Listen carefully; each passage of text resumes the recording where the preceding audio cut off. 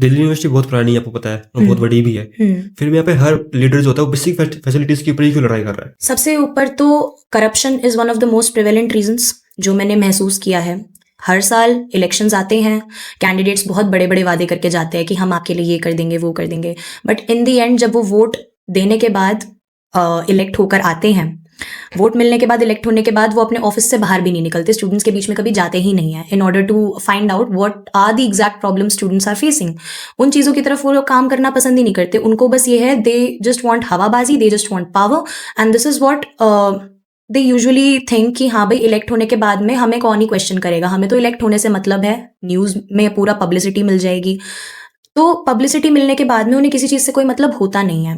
अगर आप किसी भी मकान को खड़ा कर रहे हैं, आप मकान की पेंटिंग वगैरह तो सब चलिए बहुत बाद की बात होती है, लेकिन आप पहले उस मकान की नींव को तो मजबूत करेंगे ना। जब बच्चों को बेसिक फैसिलिटीज़ ही ठीक नहीं मिल रही होगी तो हम बाकी की एडवांस चीज़ों के ऊपर भी कैसे बात कर सकते हैं। During the elections candidates claim कि this is what we are going to do after the elections, this is what we are going to do after we come in power, but what is exactly they do before coming in to power.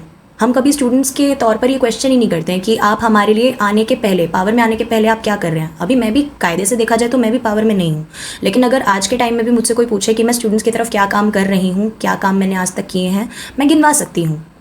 तो मेरे पास एक portfolio है, और अभी recently parliament में भी एक ये टॉपिक छिड़ा है कि जो भी हमारे इलेक्टेड लीडर्स हों उनका भी एक सॉर्ट ऑफ एग्जामिनेशन होना चाहिए। अगर हमारी कंट्री में IAS IPS ऑफिसर्स सिलेक्ट होते हैं तो नेता एग्ज़ाम दे के क्यों नहीं आ सकते। हमारी कंट्री की एक हार्श रियलिटी ये है कि अभी जिस हिसाब से जितने हाईली क्वालिफाइड नेता हमारे सिस्टम को गवर्न करने के लिए बैठे हैं, उनमें से अगर ऐसा एग्जामिनेशन वाला सिस्टम इंट्रोड्यूस होता है, 90% of them are going to fail. This is a harsh reality, and I feel कि अगर वहाँ पार्लियामेंट तो चलिए बहुत बड़ी चीज़ हो जाती है, अगर हम दिल्ली यूनिवर्सिटी की ही बात करें तो दिल्ली यूनिवर्सिटी में एक इंटेलेक्चुअल स्टूडेंट को मौका क्यों नहीं दिया जाता जो उन बच्चों के बीच में रहा है।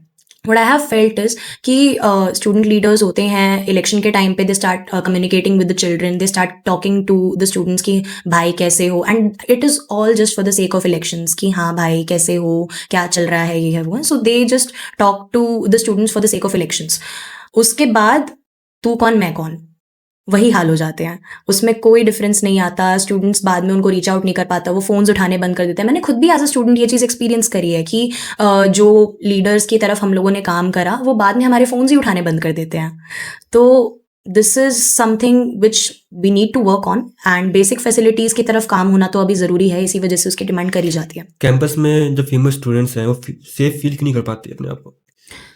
सेफ फील ना कर पाने का रीज़न ये है कैंडिडेट्स की बायसनेस इन द सेंस कि उनके साथ में ही एक तो ये मसल पावर का जो कल्चर इन्होंने बहुत ज़्यादा कॉमन कर दिया है कि हाँ साथ में 6-6 फुट के थोड़े मस्कुलर से लड़के लेके घूमा जाता है, जो कैंपस के स्टूडेंट्स भी नहीं होते, दे आर जस्ट आउटसाइडर्स।